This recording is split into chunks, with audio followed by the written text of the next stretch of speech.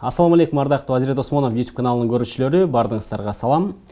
Айлардын султаны болгон ыйык Рамазан айыңыздар менен чын жүрөктөн куттуктайбыз. Бүгүн орозонун биринчи күнү. Биз алымдан 10 кеңеш аттуу программабызды сиздерге сунуштайбыз. Бул жакта элибизден алынган суроолорго алымдардан жооп алып бергенге аракет кылабыз. Бүгүнкү биздин биринчи коногубуз Кыргызстандын мурдагы муфтии Максат Ажы Токтомушев. Ассаламу алейкум. Ва алейкум ассалам ва рахматуллах. Орозоңуз кабыл болсун. Баарыбыздыкы чоң. Биз Инстаграмдан элдерден сурамжылоо жүргүзгөнбүз. Ал жакта ушул элден гана алынган, элдер түшүнбөй аткан, же болбосо арсар болуп аткан суроолорго жооп алып берүү максатында бүгүнкү программаны уюштурдук. Анда биздин биринчи сурообуз ушундай болсун: орозо мусулман адам үчүн канчалык деңгээлде маанилүү деген суроо. Орозо тууралуу. Бисмиллахир-рахманир-рахим. Алхамдулиллах, вассалату вассаламу аля расулилlah, амма ба'д. Биринчиден учурдан пайдаланып силерге чоң рахмат. Кыргыз элине баардыгына Алла таалам жакшылыктарды берсин. Мына энелер, аталар, эже карындаштар, инилер ушундай орозо кармап аракет кылып атышат. Жаратканым ушу туткан орозолорун кабыл кылып, тилектерин кабыл кылсын. Бул эми орозо пайгамбарыбыз Мухаммад алейхиссаламга эле үммөтүнө тиешеси эмес. Бул адам атабыздан бери келаткан ибадат. Исламда ибадаттар бөлүнөт да. Кандай акчалай ибадат, жардам берип, ажылык, зекет, үшүр, садака дегендей. Жосу адам баласы мындай өзүнүн тили менен ибадат болот, жакшы сөз сүйлөп, Кур'ан, зикир, дуа дегендей. Кээ бир ибадаттар бар, дене менен болот да. Бул орозо дене менен болгон ибадаттарга кирет да. Намаз окуу, ошондор менен дене менен болгон ибадат. Бул орозону жараткан Алла тааланын бул фарызы. Мусулман адамдарга Алла таалам мынакей имандууларга фарыз кылган 1440 жыл болду. Мусулмандар ошо Рамазан айдын фарыз орозосун кармап келе жатканына 1440 жыл болду. Пайгамбарыбыз Меккеден Мединага көчүп келгенде 2-хижри деп коет, 1-жыл эмес, 2-жылы мына ошо Алла таалам ошол мусулмандарга мындай деп кайрылуу кылганда, Куранда: «Я айюхаллазина аману кутиба алейкумус сиям кама кутиба алаллазина мин кабликум лааллакум таттакун». Эй иман келтиргендер деп, мына имандууларга фарыз болчу. Алланын бар экенине, жалгыз экенине иман келтиргендер, мына силерге Рамазан айда орозо тутууну фарыз кылды. Алла таала демек силерге фарыз кылынды, силерде мурдагыларга деле фарыз кылынгандай дейт. Демек биз билдик, мурунку да үммөттөргө, пайгамбарыбызга чейин келген пайгамбарлардан, шариаттарында дагы орозо тутуу бар эле. Мисалы Давуд пайгамбар бир күн орозо тутат эле, бир күн ачат эле, бир күн тутат эле, бир күн ачат эле. Дайыма ошондой эле Давуд пайгамбар. Ошондой эле пайгамбарлардын бардыгы эле орозо кармашкан да. Ал эми ушул орозонун максаты эмне? Эмне үчүн кармап атабыз? Ден соолук жакшы болуп калсынбы? Кичине акчадан эконом, исрап болбосун. Же кандай? Десе Алла таалам айтат: «Лааллакум таттакун». Мүмкүн силерде таква пайда болор, жүрөгүңөрдө, жашооңордо силерде Кудайдан коркуу, күнөөлөрдөн жиркенүү, күнөөлөрдү таштоо, ушуларды пайда кылыш үчүн Алла таалам мынакей Рамазан айда орозосун фарыз кылгандын максатын айтып атат. Бул эң негизги бул максат. Эми пайдасынын сообу эми чексиз. Бул деген Алла таалам мен үчүн деген, сообун мен берем деген, бул бейиш дозоктон калкан деген, бекем чеп деген. Пайгамбар саллаллаху алейхи ва саллям хадистерин айта турган болсок, өзгөчө Рамазан айына бүгүн биринчи күн, Рамазан ай келери менен Алла бейиштин эшиктерин ачып коет, бирөөсү дагы бүткөнгө чейин жабылбайт. Дозоктордун эшиктерин жаап коет, бирөөсү дагы бүткөнгө чейин ачылбайт. Бул максат эмне? Дозок жабылгандан кийин ушунчалык азап, ушунчалык Алланын ачуусу болгон жер, биз дагы туугандар келиңиздер, жамандыгыбызды жабайлы. Жамандыгыбызды токтойлу. Таквалык ушул. Бир ай ушактабайлы. Бир ай бирөөгө жала жаппайлы. Бир ай бирөөнү калп айтпайлы. Бир ай бирөөгө экөөнү мусулмандарды уруштуп чакымчылык кылбайлы. Бир ай текеберленбейли. Бир ай бир кек өч алам, кек сактагандарды, көр албастыктарды, ушундай бирөөнүн жүрөгүн иренжиткендерди бир ай каргабайлы. Өзгөчө аялдар, эркектер сөкпөйлү. Бир ай мынакей бунун тарбия, тазалануу маданияты укмуш да. Оңолуу маданияты укмуш ушунчалык. Ошондо анан биз орозо кармап десек болот да. Ошончо айтабыз да, ашказан эле орозо кармабасын, бүткүл дене кармасын. Ар бир нерсенин зекети бар, дененин зекети орозо дейт да. демек көзүбүз да орозо кармасын, телибиз, кулагыбыз, колубуз, бутубуз качан баардык аң сезим, ички байлык, дүнүйөбүз баардыгы орозо кармаганда анан айтсак болот. Мынакей мен Рамазан айдан пайда алдым. Буну пайгамбарыбыз кушкабара кылып айтканда, силердин башыңарга берекелүү, куттуу Рамазан ай келип атат деп куттуктаган. Ошондуктан бул куттуктоо бизге Алла Таалам буйрусун. Биз Инстаграмдан сурамжылоонун жыйынтыгын бир сыйра көрүп чыктык. Ал жакта эң көп берилген суроолорду гана алып, ошолорго жооп алып берүүнү туура көрдүк. Анын арасынан мындай суроо болуп атат. Азыр баягы ковидке байланыштуу элдер антисептик колдонуп атат. Ошол антисептикте бул спирттин курамы болот. Анан ушул антисептикти колдонууда орозо тутуу мезгилинде колдонсок ооз ачылбайбы, орозо бузулбайбы деген суроо бар да. Эч кандай бузулбайт. Мен дагы айтар элем, антисептикти колдонуш керек этияттуулук үчүн. Бүгүнкү санитарный гигиеник өзүнүн талаптарына жараша антисептик колдонуш керек. Колго жыттаса деле эчтеке болбойт. Орозо качан бузулат? Качан денеге кирсе. Мимма дахал дейт. Денеге кирсе кандай? Мурун аркылуу, дары менен киргизсек, же болбосо ичип, жеп, же болбосо өзү спрейлер менен деп алкымдан киргизсек, же кулактан киргизсек, же болбосо ушундай нерселерден кандай нерсе кирсе, ошодон бузулат. Бул спрей, кайгы эмелер болсо, антисептиктер болсо, бул эч нерсе болбойт. Будан орозо бузулбайт. Бул жакта дагы бир суроо бар да, ушул байланыштуу эле. Көп жылдан бери мурдума спрей тамызам дейт да, дары тамызам дейт. Анан ансыз болбойт дейт, такыр болбойт дейт. Эми орозо тутканда кандай болуп калат менин маселем деп сураганда бир. Шарияттын өкүмү боюнча мейли мурунга бул жерге чейин эме кылып тартпаса эчтеке эмес. Эгер тарта турган болсо бул жактан хайшум деп будан жогору өтө турган болсо анда бузулат да.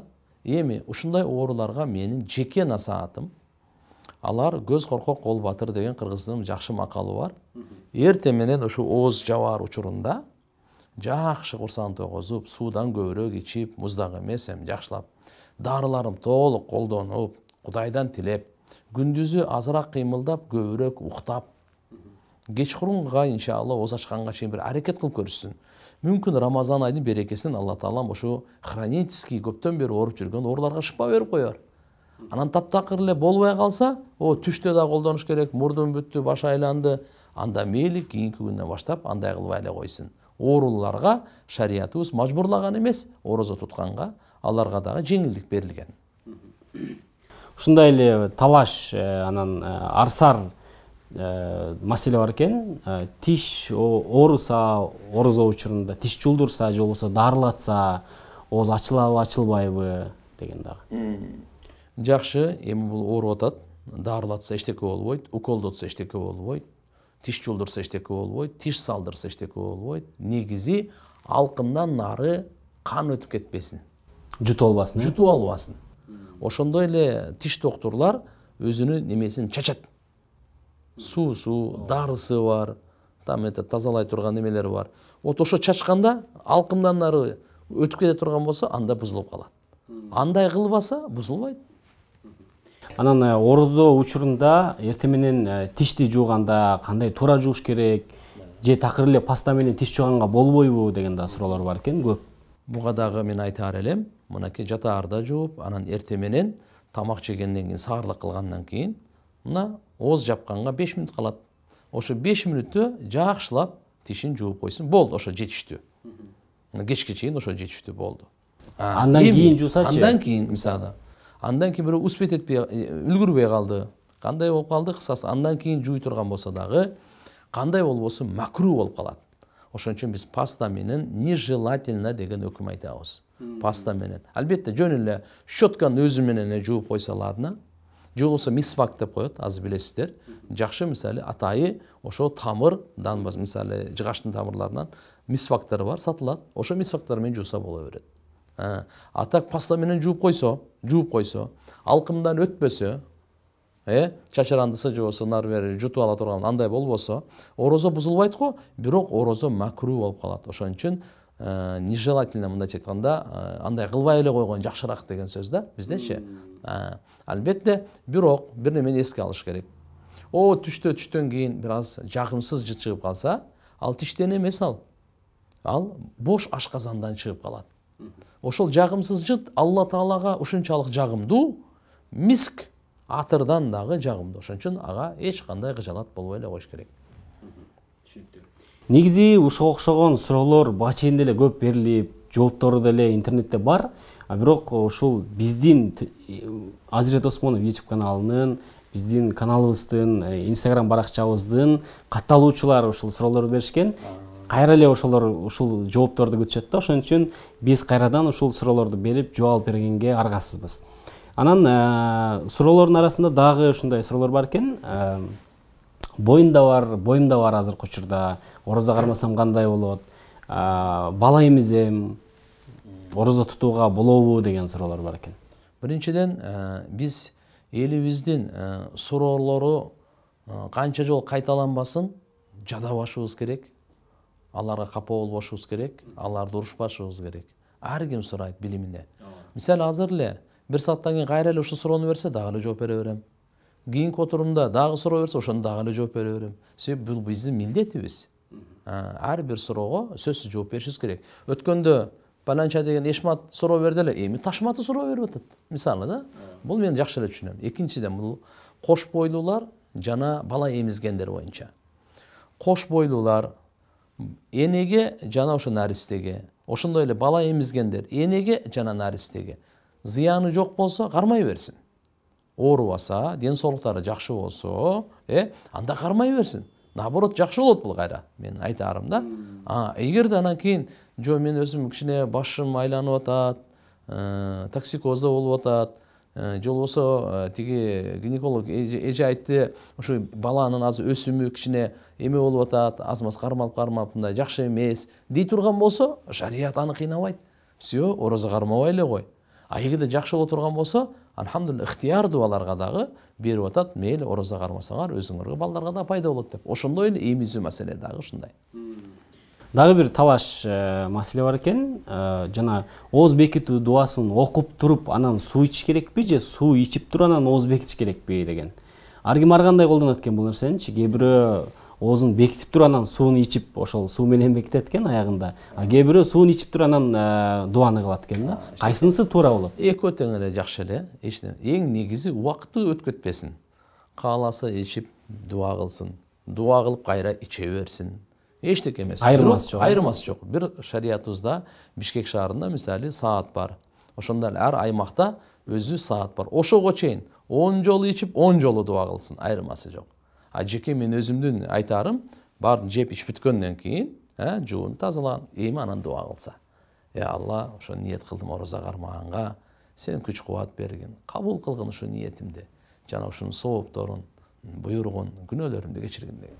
Эң башкысы ниет жакшы болуш керек экен да. Анан айымдардан дагы суроолор көп келген. Орозо учурунда помада койсо кандай болот? Анан боенсо ушул боюнча да. Жалпы эле орозо болсун, орозо эмес болсун айырмасы жок. Айымдарга боенуу, помада, өзүн сулуу алып жүрүү, кооз алуу, бул шариаттын талабы. Ибн Аббас радыйаллаху анху айтканы бар. Мен өзүмдөн ушу аялыма ушундай кооздуу болуп, сулуу болуп көрүнгөндө жакшы көрөм. Кандай эле анын дагы кооз сулуу болгону мен жакшы көрөм деген. Бул бирок бир маселе бар. Башка жоочун эркектер үчүн эмес. Күйөөлөрү үчүн болсо, пожалуйста, канчалык болсо боло берет. Рамазан ай, Рамазандан сырткары айырмасы жок. Күйөөлөрү эмес, башкалар кыла турган болсо, шарият буга мындай тыюу салат. Бул бир. Экинчи, эми помаданын даамын тарта турган болуп калса, эми көп деле неме болбойт, демекчи даам чыгып калышы мүмкүн да. Анда макру однозначно болот бул. Ошон үчүн бирок жөн эле эме боло турган болсо, помада эчтеке эмес боло берет. Бул жактардын эч кандай тиешеси жок орозого. Бирок колдон келсе койбой деле койсо жакшы болот турбайбы? Да. 100% ишенимдүү болот турбайбы ошондой. Айымдардын этеккири келип кармабай калган күндөрүн сөзсүз түрдө кармап бериш керекпи же кармабай койсо деле боло береби деген да суроолор бар экен да. Биринчиден эми ошо айымдардын этеккири келгенде өзү шарият боюнча орозо кармоо тыюу салынат. Алар кармабаш керек. Эми азы 3 күн, көбү 10 күн алар өздөрү билишет. Кээ бирлердинки мисалы өзүнүн адаттагы күндөрү бар. ошо күндөн кийин кармаш керек болот дагы. Кийин ошо Рамазан айда канча күн кармалбай калды.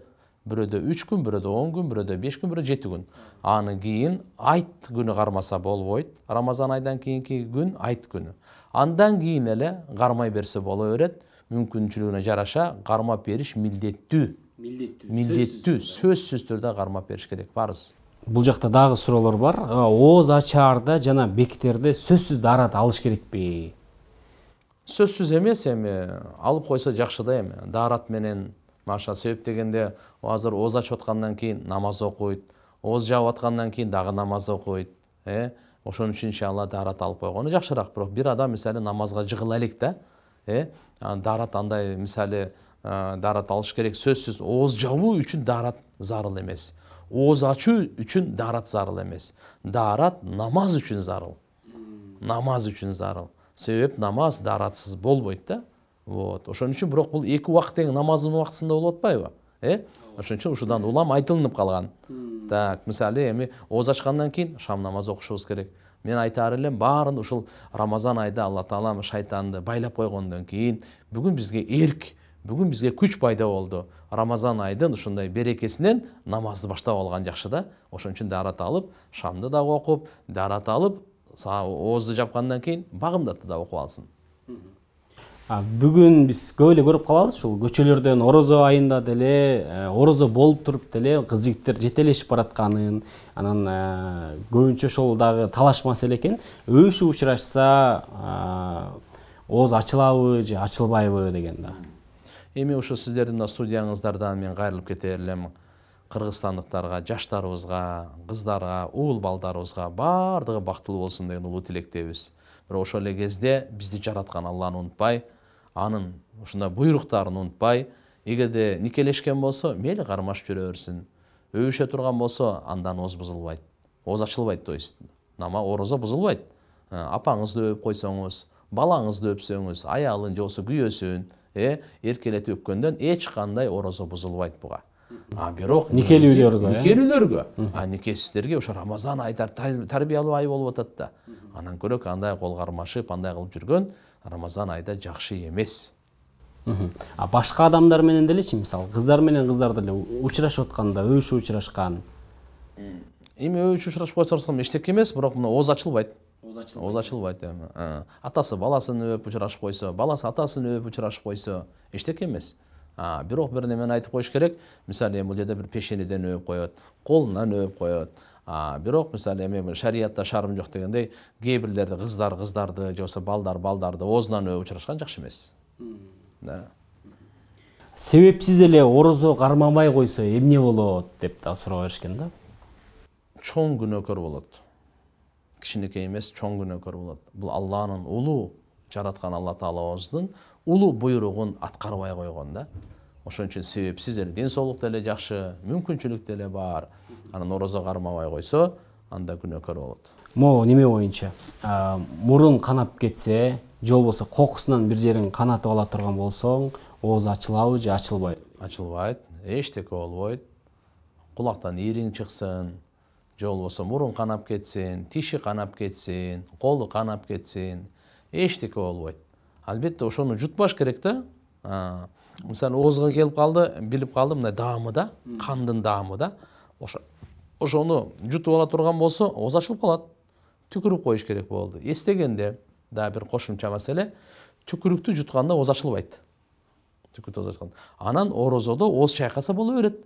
Күндүзүчү суу менен жана чайкап, жутуп албай, жутуп албаса эле болду. Душ кылса боло берет. Азыр мисалы күндө эле ысый элек, көбүнчө күн катуу ысып кеткенде, азмасы ошо орозо туткан адамдар бир жеңилдеп алсам деп душ кылсам болот. Муздак суу менен жуу. Суу кирип кетпесин да. Ооз бекиткенден кийин көңүл майланып, кустун дейт да. Негизи ушул ооз бек учурунда кусканда ооз ачылабы же ачылбайбы? Ооз бекиткенде эми кусканда кичине аз эле кускан болсо, эчтеке болбойт. Көбүрөөк өзүн кармай албай турган, же болбосо өзүн колун неме кыла турган болсо, анда ачылып калат го. Анын ушу аз көптүгүнө карап туруп, өзүнүн кармай албаганына карап. Тарабаны үйдөн окусак болобу дейт. Тарави намаз өзү суннати муаккада кифая деп коет. Эркектер мешитте окуш керек таравини. Жамаат менен намазканада. Эгерде бир үйдө дагы мисалы жамаат болуп калса эчтеке эмес, окуса болот. Аялдар үйлөрүндө гана окуш керек. Үйлөрүндө ар бир аял өзүнчө ошол куптанды окугандан кийин 2 рекет сүннөт болот, анан 20 рекет тарави болот. Көп аялдар ойлойт тарави десе эле эркектер эле окуй турбайбы? Тарави тартканга кетип атат атабыз, агабыз деп ошондой ойдо мындай аң сезим түйүлүп калганда, андай эмес. Бул тарави намаз ар бир мусулман эркекке дагы, аялга дагы алар окуш керек. Кээ бирде орозо кармабай калды, оорунун себебинен. Бирок тарави окуш керек. Тарави ал 20 рекет. Эркектер эми бүгүнкү орозо кармабагандар деле тарави окуса болот. Болот. Беш вакыт мисалы бир оорунун себебинен бүгүн кармай албай атат. Ошондой суроолор көп да, таравиге барса болобу, тарави окуса болобу деп. Окуш керек. Бул тарави Алла Таалам атайы ошол кечки ибадатын, Рамазан айдын кечки ибадатын бергенде күндүзү фарыз, кечкиси сүннөт ибадаттар. Ооз ачкандан кийин дейт, жыныстык катнашка аялы менен күйөөсү барса, кайра кусулу жок эле орозо улантып кетсе болобу деген суроо бар экен да. Эки өзүнчө, мисалы таң аткандан күн батканга чейин тамак жегенден, ичкенден жана ошол төшөк маселесинен этияттаныш керек, кошулбаш керек деген сөз. Болуп кала турган болсо, анда орозо бузулат.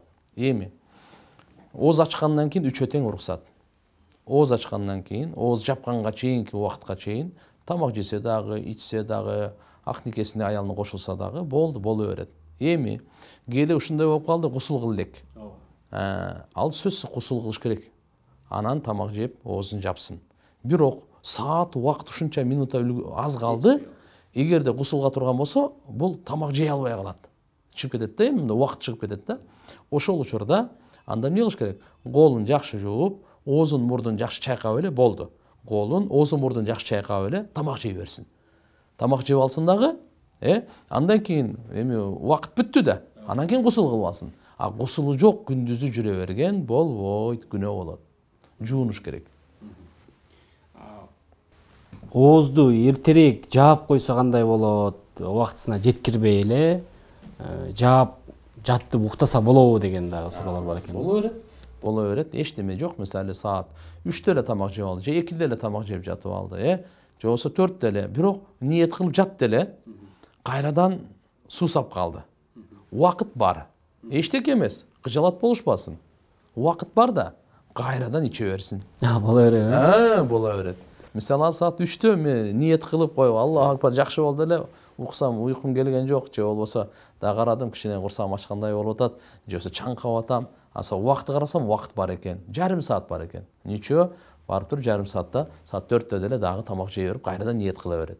Убакытка чейин да, самый главный убакыт. 10 жолу ниет кылып жапсаңыз дагы боло берет. Кайра ичип жей берсеңиз боло берет. Качанга чейин? Убакытка чейин.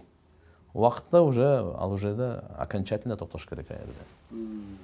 Анан эртең менен ооз бекитүүгө уктап турбай калып, анан эртеси мен оозумду жаппай калдым, бекитпей калдым деп эле орозону ошол күнү таштап койгондар дагы бар да. Негизи кандай болот ушундай? Эчтеке эмес. Ошол мисалы уктап калды, ошол ойдон улантып кете бериш керек. Рамазан айдын ниетинде башынан эле бир ниет кылып койсоңуз деле жетиштүү да. Мен Рамазан айда Кудай кааласа орозо тутканга ниет кылдым, болду. Ошол күн сайын ниет кылбай эле койсо деле жетиштүү ошолчу. Ошон үчүн мисалы уктап калган учурда саарлап тура албай калды. Караса убакыт өтүп кетти, жарым саат, 1 саат. Эми мен ниет кылбай калбадымбы? Эми ушу күндө эми тамак жей берейин дебесин. Уланта берсин ошол ойдон эле. Чоң рахмат сизге. Алла разы болсун. Биздин өзүбүздүн ушул катталуучуларыбыздын суроолоруна кыска нуска жооп, кыска нуска суроолор. Менимче суроо бергендердин баардыгына эле жооп бердик деген ишеничтебиз. Дагы да болсо сиздер түшүнбөй аткан, же болбосо талаш тартыш суроолор болсо биздин Instagram баракчабызга, же болбосо ушул видеонун комментарийине жазсаңыз, ар аптанын жума күнү буюрса устазыбыздан сиздерге жооп алып бергенге аракет кылабыз. Сизге чоң рахмат. Аллах ыраазы болсун сизден. Элибизге кайрылуу жасап койсоңуз болот. Бисмиллахир-рахманир-рахим. Алхамдулилlah, вассалату вассаламу аля расулилlah, амма ба'д. Урматтуу мекендештер, кадырлуу мусулман бир туугандар, ардактуу ата эне, эже карындаш, ага инилер. Рамазан ай дайыма эле ар кимге буйрула бербейт. Кийинки Рамазан ай тагдырыбызда барбы жокпу, буну Кудай билет. Ошон үчүн ушул куттуу Рамазан айды биз барктап, саатын эмес минутасын текке кетирбей, ибадатта өткөргөнгө аракет кылайлы. Күн сайын оңолгонго, жүрөгүбүздү тазалаганга, Кур'ан окуганга, өзгөчө бул айда Кур'ан түшкөн ай. Таурат, Забур, Инжил, асмандан ыйык китептердин бардыгы Рамазан айда түшкөн. Улуу жеңиштердин бардыгы Алла Таала Рамазан айда жардам берген. Андыктан келиңиздер, улуу жеңиш, бардык ийгилик, бактылуулуктун башаты, фундаменти Рамазан ай. Рамазан айда ким кайсы жакшы ишке ниет кылса, Кудайым сөз ишке ашырат дейт. Келиңиздер, баарыбыз жакшы ниет кылайлы, татыктуу жашайлы, бири-бирибизге боорукер, бири-бирибизге мээримдүү, бири-бирибизге кайрымдуу, ушундай кылып жашаганга аракет кылайлы. Кур'андын айы, Кур'ан көп окуйлу. Көз коркок болбатыр. Эч качан айтпаңыз, мен Кур'ан кантип үйрөнөм деп. Рамазан айда Алла жеңил кылат Кур'анды. Аракет кылып көрүңүзгүн, 28-29 тамгасы бар. Болду. Ошону Кур'ан окуганды көбүрөөк үйрөнөйлү. Көбүрөөк зикир кылганга, ла илаха иллаллах. Ушу жөнү бекер сөздү сүйлөгөндөн көрөк, ла илаха иллаллахны 1000 жолу айтыңыз, ата бабаларыңызга собобун багыштаңыз. Өзүңүзгө жүрөк канча рахаттанат. Анан кийин намазды көбүрөөк окуңуз. Ар бир саждага 1500 сооп жазылат. Ар бир саждага. Мына ушундай улуу касиеттүү сооптун сезону да, мен мындай бир сөз менен айтканда, ар бир нерсенин өзүнүн сезону бар да. Бул Алла Таала ушундай ай берди, күнөөлөрдү кечире турган. Тирүүлөрдүн эле майрамы эмес, өлүктөрдүн дагы майрамы. Кандай өлүктөрдүн майрамы? Алла Таала күн сайын ооз ачар учурунда миллион деген адамдарды дозоктон чыгарат.